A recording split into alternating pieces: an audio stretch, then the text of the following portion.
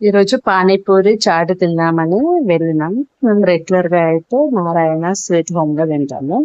ఈరోజు కూడా అక్కడికి వెళ్ళడం కానీ అక్కడ చాట్ సెక్షన్ క్లోజ్ ఉంది. దాంతో మేము రిటర్న్ అయిపోయి ఢిల్లీ వాళ్ళ స్వీట్ హౌస్ తిందామని వెళ్ళినాం. వెళ్ళేసరికి అంటే మా ఆయన మాకు సమోసా చాట్ అండ్ పానీపూరి ఆర్డర్ ఇచ్చిండు. అప్పటి వరకు పిల్లలు కేక్ దగ్గరికి వెళ్ళి ఈ బర్త్డేకి కేక్ కావాలి అని అంటూ సతాయించిండు. అయితే మేము ఆర్డర్ కోసం వెయిట్ చేస్తూ కూర్చున్నాము. కూర్చున్న తర్వాత పిల్లలకి ఒక ఫ్రెండ్ పరిచయం అయింది.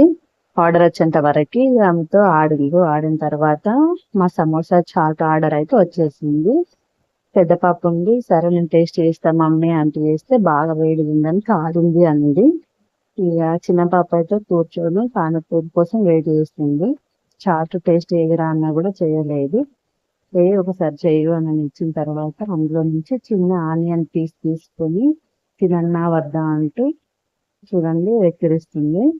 సో మొత్తానికి అయితే మాకు పానీపూరి ఆర్డర్ కూడా వచ్చేసింది. వచ్చిన తర్వాత చిన్న పాప మొత్తం తినరాకుండా కాలు పైన పానీతో వారేస్తుంది.